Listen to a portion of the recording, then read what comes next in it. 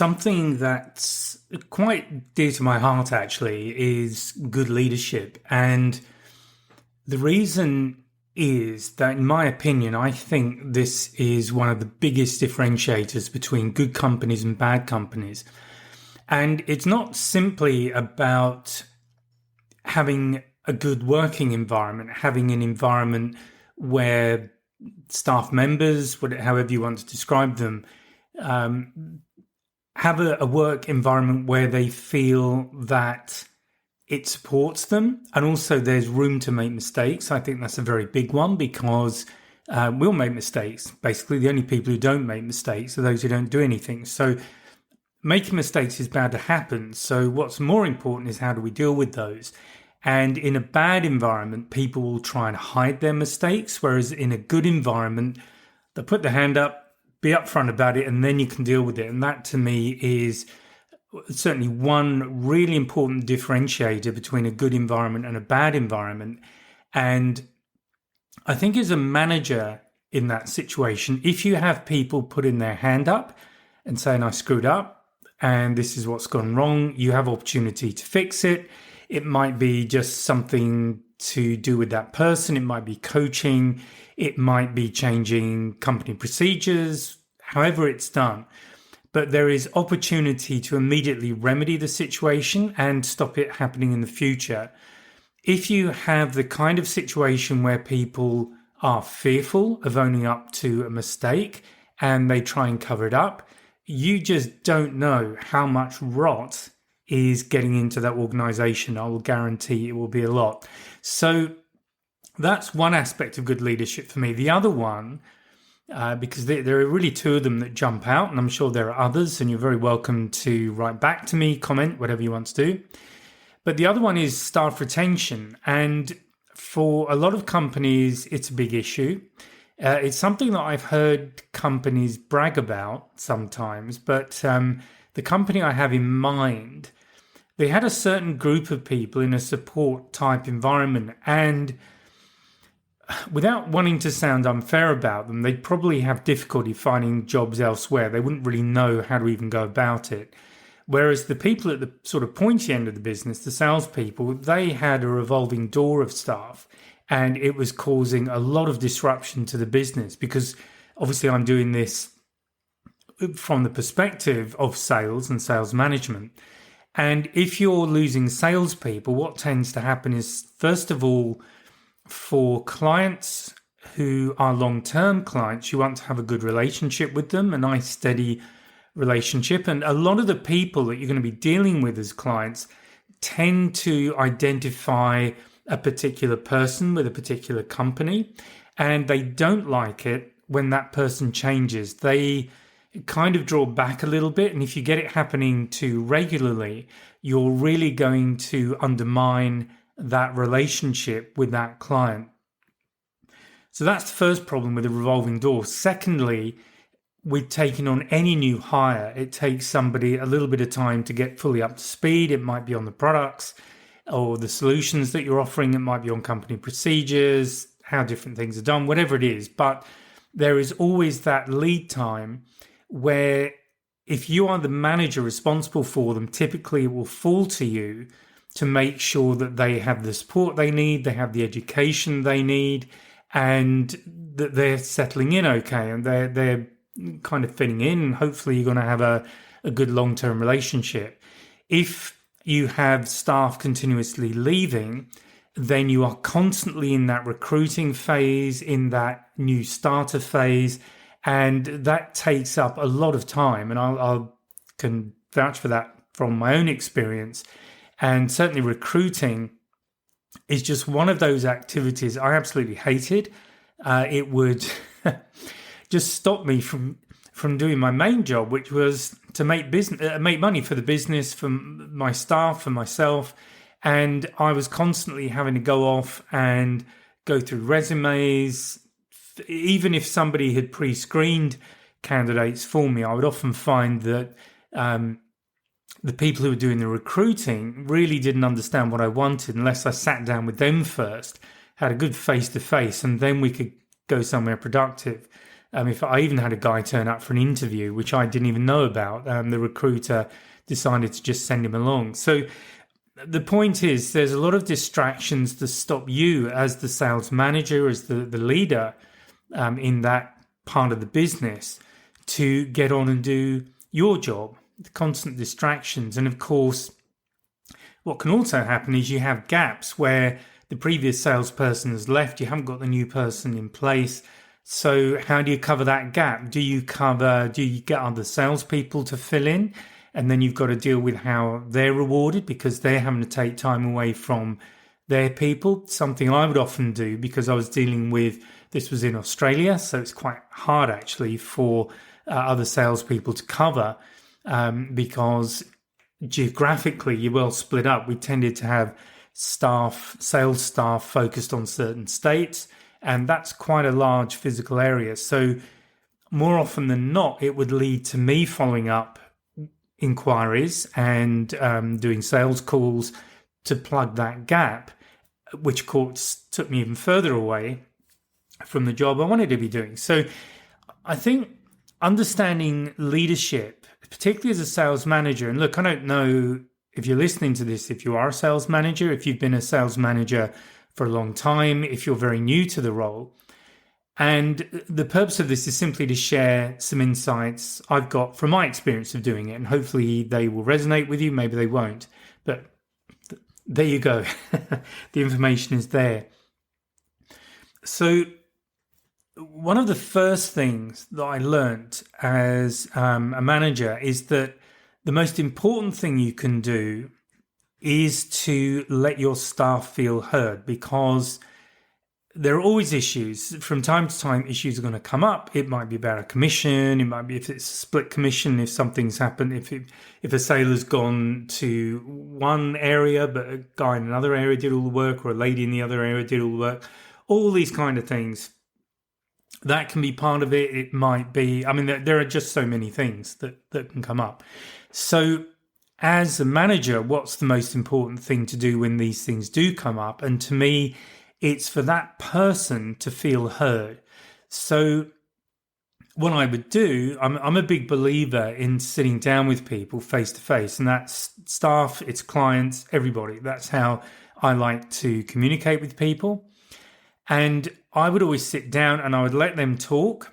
I would listen, really listen to what they were saying and ask questions so that I was clear about exactly what the issue was from their perspective, what kind of outcome they wanted to see to resolve it. And obviously in doing that, I'm looking at, well, can I resolve any of this? And if I can resolve it, what can I resolve? Hopefully all of it, but sometimes you can't. But that to me was the key thing, to really listen. And one of the reasons that's important is that most people don't know how to listen. And I've been trained in coaching as well. And one of the, I suppose, eye-openers for me when I was doing my training was the trainer I had pointing out that for most people, if you actually sit and really listen to them, most people have never actually experienced that. And thinking about your own experience with just sharing with other people, how many times have you started to share something with someone and they've interrupted and made it about them? They'll jump in with their experience in that sort of a situation, and then they're off on a story of their own. That to me is something I experience pretty regularly, and it's really unusual for someone to sit and listen to what I have to say. And I often find that if I really want to share whatever it is I want to share, or whatever it is I want to tell the story of, I've almost got to fight to do that. So with staff, this is why it's so important, I believe, that as a manager and really as a leader, you listen to what people have to say. And even if you can't resolve the problem, and it may be you can't do anything, the fact that you've sat and spent the time and demonstrably listened to what that person has said can often diffuse the situation. And you can look at ways to begin to remedy it. It may not be a complete remedy straight up, but there are maybe steps that you can take that at least reduce the pain of that situation. So really listening to staff is, I think, very important. Another thing that I found helpful is to make sure everybody's on the same page, make sure that everyone has a clear vision about where the group is going. Now, that group might be a particular part of the business. You might have a sales manager, sales team, and maybe other people attached. So maybe some admin staff involved supporting the group, whatever the situation is. But I always like to get people together, ideally once a month. And if it was physically difficult, because in Australia, for example, I would have somebody working for me in New Zealand, and it wasn't always practical to fly them over to Sydney or Melbourne, wherever we were doing it.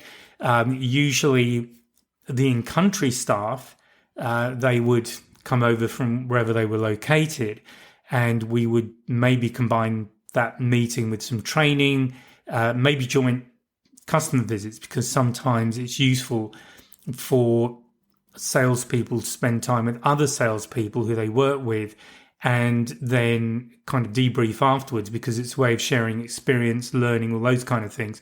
But it does depend on personalities and people not feeling threatened by that. But having that clear vision about where the business is going, what the short-term goals are, medium-term, long-term, and giving people a view of that so that they feel not just that they're working to have more money themselves. Obviously, that's important. They want to have that. But a lot of people, it goes beyond that. It's not just about the money. It's about career development opportunities. It's, they might want to go into management themselves. They might want to specialize in a certain area of sales. It might be project management, all these things. So if they feel that there is a path going forward, and obviously these things always have that caveat that it depends on the results and business happening and nothing unforeseen coming out of the sort of left field that upsets everything. But people like to feel a part of the organization. Belonging is a really important aspect of any human interaction. So building that within a team as a manager, I think, is very important. People need to feel a part of the team. They need to feel they have a voice within the team. And also, at the end of the day, there needs to be a clear leader. By all means, it's great for people to have their opinion, and it's important as a leader to validate those opinions. And also, it's important that you hold the vision and you drive the business forward. And there is one captain in the ship. So that's another thing that I've found very important. The other one that I want to share, and I guess it's probably most easily related by telling the story. So I had a guy working for me at one company, and in fact, before I even joined, I'd gone over to Melbourne to look at places. I was just going to get myself an apartment for a year because I was living in Sydney and I didn't really want to move to Melbourne. But for taking on that particular role, it was important that I was Melbourne based for at least a while. And one of the owners of the company was with me. We met for lunch and he told me there was a particular guy I needed to look at, and with a view to possibly terminating the employment because he had been consistently under his numbers. So he was achieving less than 50% of his of his monthly, actually, each month. And clearly that's a situation that couldn't continue. So I met with this guy when I joined and started going out with him. The first thing I did was start coaching him, and that's probably the subject of another podcast. But to cut that particular story short, I got him to the point where I actually increased his target, because for me, there is a minimum target level to make a salesperson basically valid in an area. Basically, as a rough rule of thumb, I would used to use 3 times their salary as the target, because there are overheads associated with salespeople. They need to be profitable at the end of it, and of course, there are non-direct salespeople and other parts of the organization that need to be funded. So one of the rules I would always follow is just looking at targets and making sure they were sensible. And I've certainly found instances where targets weren't particularly sensible, and in fact they were far too low to have a viable business or even to justify having a salesperson in that area.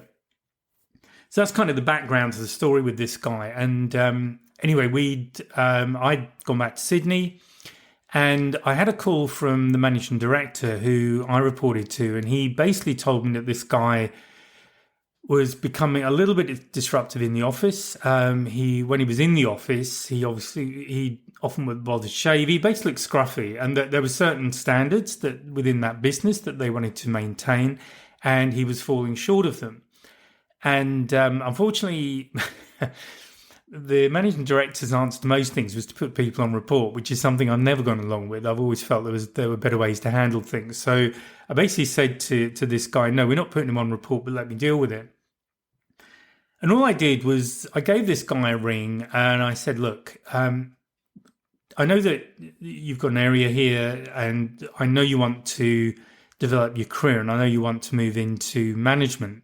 And we'd created progressive steps for salespeople from a regional sales engineer was the term we'd use to a regional manager and then a sales manager and all that sort of thing. And I basically just said to him, look, I know you want to be a regional manager. So the best advice I can give you is to start acting as if you already have that title now, as if you've already been promoted. So how does a regional manager act? How do they interact with other people in the office? How do they dress? How do they show up? How do they how do they talk to their clients?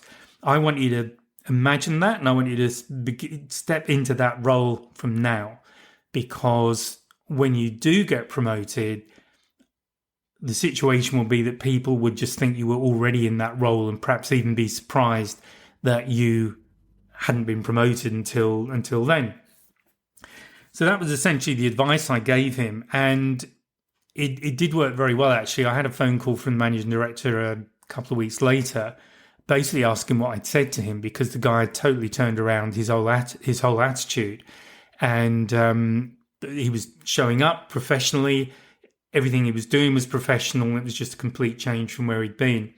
So the reason for sharing this is that I think to get the best from people, you need to understand where they want to go, what their aims are. As a good leader, it's not just about delivering the result every month, every quarter, every year for the business, but also understanding at an individual level how your team, what the individual team members aspire to. How can you build that into their professional development? Now, there may be limits, there always are, but there are always places you can take it. And I always had the view that I wanted to get a minimum of 4 years from a salesperson that I employed, because that first year you're likely to be a little bit under target or kind of at the low end of the target, unless you got really lucky. Because for somebody coming in new, and particularly if it's university graduates, people like that, there's a lot for them to learn and they need time to learn it. If you pile too much pressure on, it's too much. You've got to, by all means, there needs to be a little bit of pressure, but it's very easy to overdo it. So it's all about measuring and knowing the person. And one of the things I like to do with all of my salespeople was try and go out with them for at least one day every month. If I had to travel, then it would be a little bit longer. It'd be a couple of days, 2 or 3 days. In New Zealand, I would go over there for 1 week in every 3 months. But the purpose of those visits was really to support and coach them as they needed to chat to them, have a beer, find out what's going on, find out where the problem areas are. And as I said, coaching is probably another thing to another subject, because this podcast I'm going to wind up in a moment. But it is so important to get to know your staff, They need to respect you. They need to be a clear leader, but equally they need to feel safe enough with you that if something screws up, they can come to you. And one of the things I would say to, in fact, the next senior guy to me going within the structure I have was actually quite a young guy. So he had other people within our team who were older, but I made it clear that if I wasn't available and somebody needed an authorization from somewhere, then to go to this guy. And what I said to him was, look, if it happens, give it your best shot, best decision. But always remember, first of all, you're going to make a mistake. All of us do from time to time. So don't worry about that. If you make a mistake, we will sit down together and we will take the mistake apart. I'm not going to take you apart. And I've seen some really bad sales managers and it's almost as if they can't wait to jump on the smallest mistake that their salespeople make. And to me, these are very weak people. They try to feel superior by bringing other people down.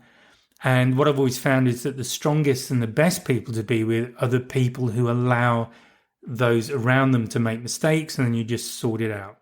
So I hope you have found that useful and maybe given you some ideas or some thoughts.